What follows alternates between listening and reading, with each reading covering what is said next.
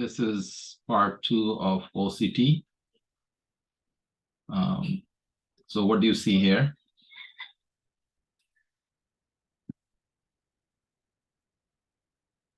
As you can see, there's a plaque rupture.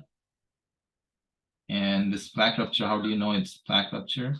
Because there's red thrombus there.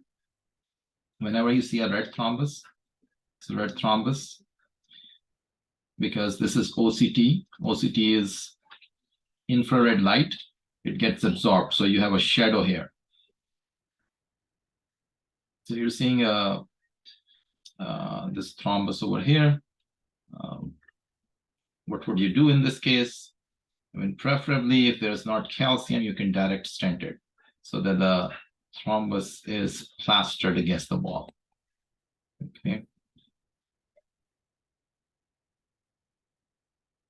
What about this one? What are you seeing? If you see something like this, this is stent. You can see the struts of the stent, and there's thrombus inside of the stent. So this is stent thrombosis. Okay. It's white thrombus. That's why there's no shadow. You can clearly see that. So this is usually acute thrombus, and antiplatelets should help you. It has homogeneous appearance, has low attenuation, and there's backscatter throughout. Again, you may need to do a thrombectomy in this case. Preferably, I try to image again after thrombectomy to see if this is underexpanded stent. Another concept to remember is underexpanded means, let's say, you need to know the size of the stent. So let's say this is a 2.5 stent, but when you measure it, it comes out to be 2.0. This is under expansion. Okay. If it is not opposed, like there's a wall here and there's space in there, that is called malapposition. And then there's a concept called undersized stent. Okay. You may have malapposition and underexpansion altogether, or you may have, let's say, this vessel, the EEL to EEL is like 4.0, and you see a stent in there which is 2.5. So this is undersized stent because the maximum most stents go up to is 3.75 millimeters. So this is undersized. Can you expand? Yes, you can expand. So mainly try to get it well opposed, fully sized, and fully expanded. Okay, it should be at the nominal size. If it's looking like that, I prefer not to stent again unless there is some form of new atherosclerosis. And I would just leave it and maybe even put them on ticagrelor and aspirin for a longer duration of time. Okay, so go to the next. All right, so what is this? By this time, you would be easier for you to recognize. As you can see again, this is calcific nodule protruding into the vessel. 5% of all NSTEMIs are attributed to calcific nodules. Others are plaque rupture and erosion. Okay, rupture and erosion, they have different percentages. So what should you do in this? I would prefer NC balloon here to not overexpand in this direction because that's what a compliant balloon would do. Okay, so you don't want to do that here.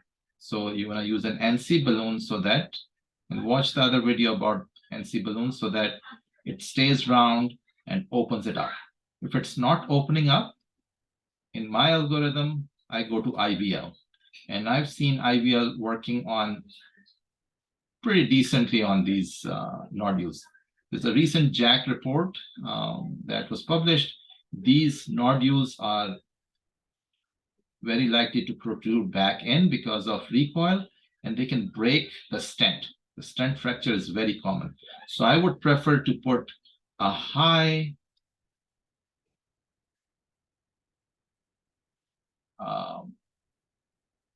a stent with ability to not recoil very well. So like Megatron is a great stent for this. Again, I don't have any disclosures to make, but I prefer to use Megatron in these cases, or Onyx or Zynes would be also equally good.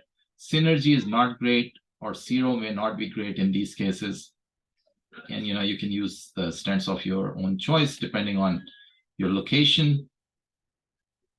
Let's go to the next.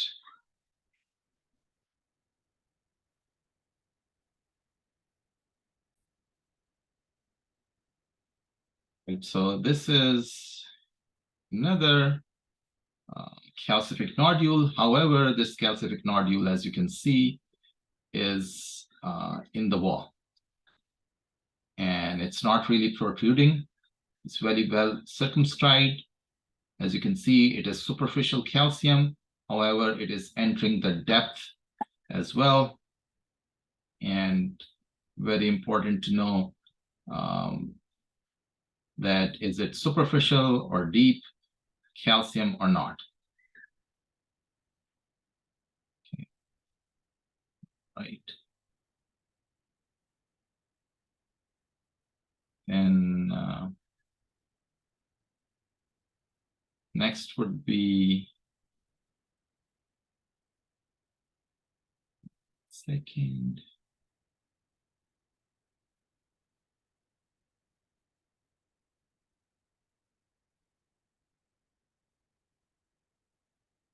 You can see this is another calcific nodule. And you can see that calcific nodule will need. Now, in these cases, if you do not have a calcific nodule here, you can probably go ahead and do a semi-compliant balloon. But I frequently still use NC balloons in these cases just to not rupture, because sometimes a spicule can perforate the balloon, or you can do a low pressure ballooning in this situation.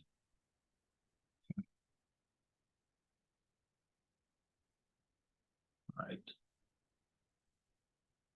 Now, this is a lot of calcium, okay? As you can see, this calcium has been fractured. Now, is it fractured by the IVL? Usually IVL give you this box type fractures. And, or is it because of just cutting balloon, or is it just by NC balloon? But you can see there are multiple fractures. If you have a fracture here, a fracture here, and a fracture here in the opposite wall, it's most likely this is properly prepped and it will expand. Personally, I like to see a couple of fractures in there before I put a stent in there, either IVL or atherectomy. So I frequently image afterwards to make sure that it expands. If it doesn't expand, you can do a cutting balloon or an IVL now, because IVL is now available almost everywhere. You can use that afterwards. All right, this is another one. It's an interesting one. So what are you seeing here? And so these are stents here. So stent struts, okay. All right. And then you see some tissue hanging out here. What is this? This is tissue protrusion, okay? If there's tissue protruding, this leads to increased risk of stent thrombosis, a very high risk of stent thrombosis. So make sure this tissue protrusion is not there, and make sure this is not thrombus to begin with. So frequently what I do is I actually do a thrombectomy, and it's tough to get this out sometimes. But then what I do is I expand it further, because the stent under expansion may be related to this. So you want to expand it further so that the blood flow continues.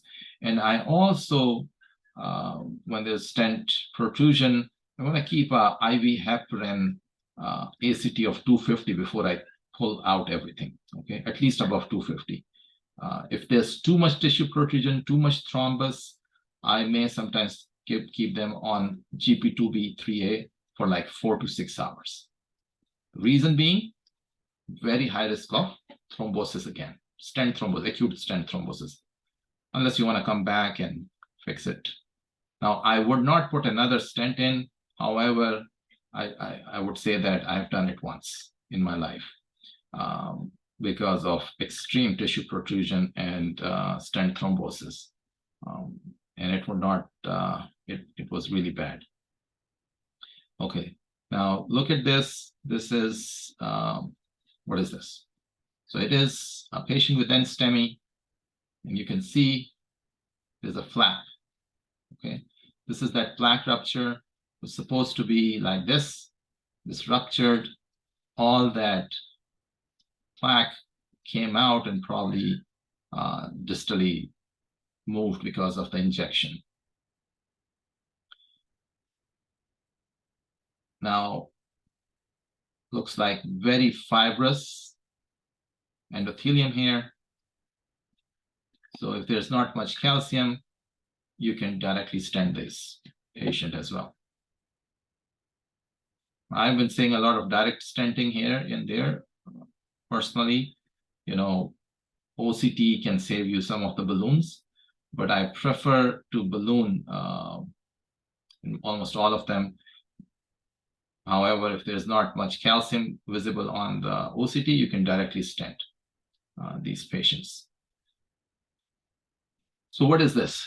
This is a bad quality OCT. It's either because there's distal vasospasm, or the flow is slow because of some reason, or the catheter is not fully engaged, or there's a stenotic lesion. Okay, there's a stenotic lesion. I prefer to do manual trigger, and you can do that on the OCT. If you do manually trigger, you can easily fix this swirl. If it is proximal, you can give more contrast volume because the proximal vessel is larger. If it is distal, you have to increase the flow rate. So if you have a cyst or some automated system, then usually your setting is 4 ml per minute. I would increase to 6 ml per minute, keeping the same pressure. And usually 14 ml is good enough to clear. But if it is proximally you're having this issue, you can go up to 20 ml. Okay. All right. Thank you so much for listening to this today. If you have any other questions, please feel free to comment below. And if you want more OCTs, I'll come up with more OCTs later on. Thank you.